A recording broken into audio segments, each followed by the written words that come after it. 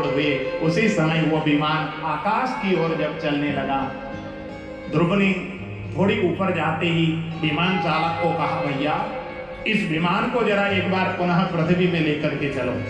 विमान चालक भगवान विष्णु के दूत ने पूछा, महाराज इस विमान को पृथ्वी में ले जाने की आज्ञा क्यों दे रहे हैं, क्या कारण? तब ध्रुव ने कहा कि मुझे जो विमान लेकर आप आए हो, इसके मूल में केवल और केवल मेरी मां ही एकमात्र हेतु है। यदि मेरी मां ने मुझे तपस्या करने की आज्ञा नहीं दी होती, मुझे उचित संस्कार नहीं दिया होता, तो मुझे आज विमान लेकर आप लेने नहीं आते। इसलिए जब तक मेरे साथ मेरी मां नहीं जाएगी, तब तक मैं आपके साथ जाने के लिए राजी नहीं हूं। इसलिए मेरी मां को लेने के लिए एक बार पृथ्वी में जाना होगा। इतना सुनते ही विमान चालक भगवान विष्णु का दूत बोलने लगा, ध्रुव जी एक बार जरा नजर उठाकर ऊपर तो देखो। ध्रुव ने नजर उठाकर ऊपर की ओर देखा तो बहुत सारे विमान जा रहे थे। उसमें सबसे चमकता हुआ, सबसे दिव्य बड़ा सुंदर विमान एक दिखाई दे रहा था। उस विमान में बैठी हुई अपनी मां को जैसे ही देखा, बालक ध्रुव के नेत्रों से अश्रु की धारा बहने लगी। हृदय पुलकित हो गया, रोम खड़े हो गए, हृदय गदगद हो गया। अब तो विष्णुदूत से बोलने लगे, भैया अब ले चलो विमान, अब कोई दिक्कत नहीं है, मेरी मां मेरे से भी आगे आगे जा रही है, अब कोई दिक्कत नहीं। इतना जब कहा, विमान चालक विमान को लेकर ऊपर की ओर गया।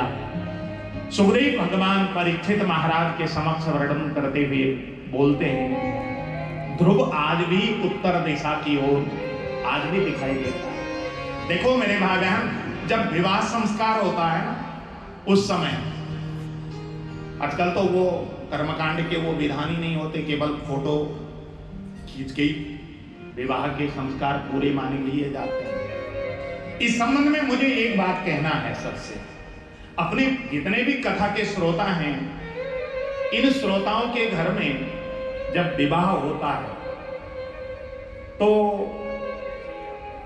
आप लोग अनेक प्रकार के आयोजन तो रखते ही हो।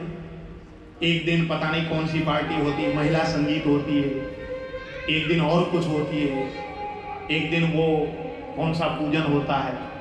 अरे उन्हीं दिन में केवल लड़की के घर के माँ बाप और लड़के के माँ बाप और घर में जितने लोग रहते हैं केवल उतने लोग एक मंदिर में जाकर विवाह का सारा जो कर्म होता है उस दिन एक दिन अलग से क्यों नहीं किया जा सकता?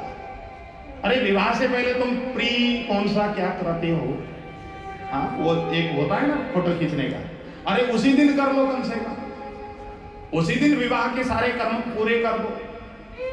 फोटो खींचने के लिए जाते तो हो ही, और वो जो बड़ा समारोह करते हो वो फोटो के लिए रख लो। ये क्यों नहीं किया जा सकता? अपने कर्म को जो विसराता है, अपने संस्कार को जो भुलाता है,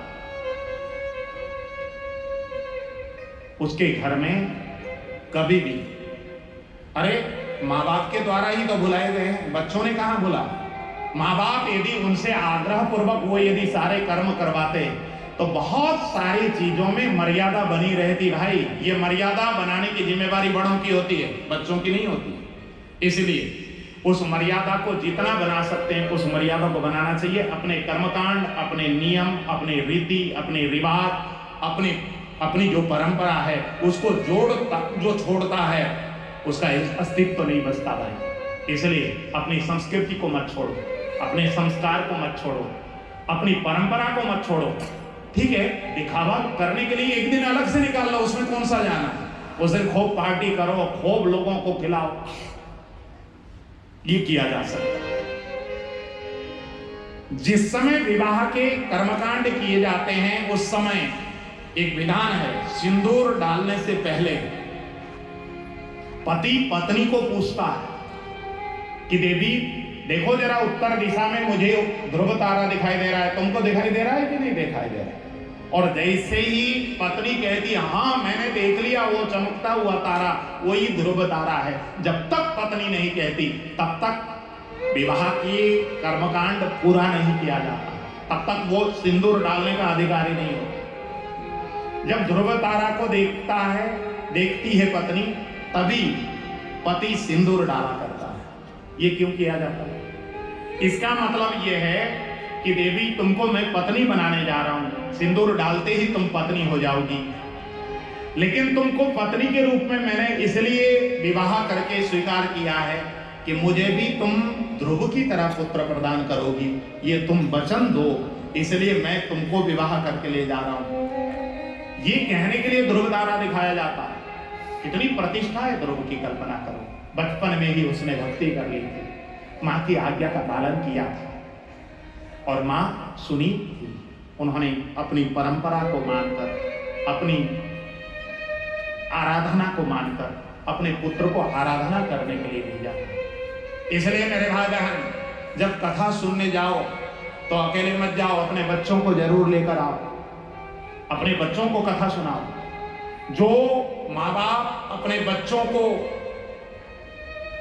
कथा में, कीर्तन में लेकर के जाते हैं, मंदिर में लेकर के जाते हैं, उन्हीं माँ बाप के बच्चे ही बुढ़ापे में माँ बाप का ख्याल करते हैं। भाई,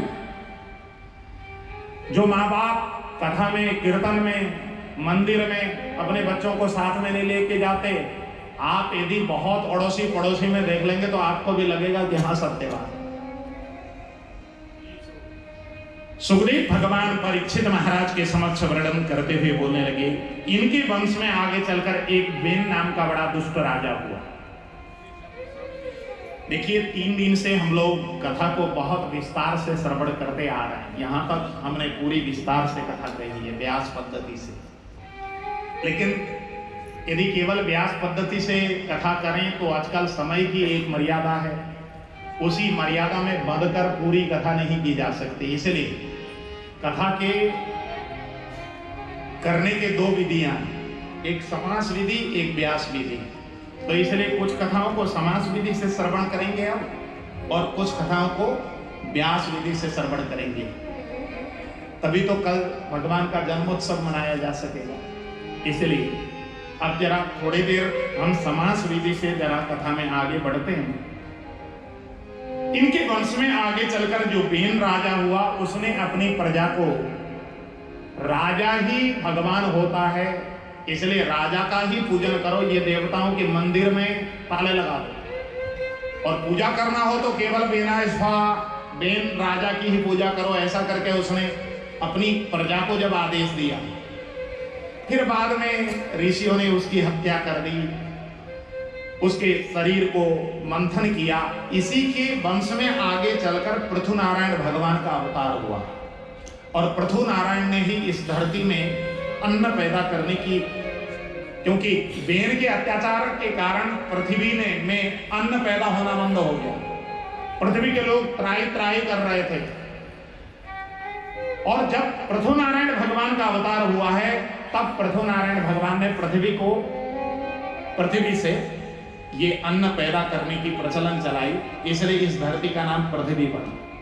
इन्हीं के वंश में आगे चलकर एक प्राचीन बरही नाम के राजा हुए, और प्राचीन बरही राजा ने इतने बड़े बड़े यज्ञ किए, पूरा पृथ्वी यज्ञ मंडप से पटने लगे, और यज्ञ करते थे पशु की बलि देकर। यहां पर रुद्र भगवान का उपदेश हुआ है।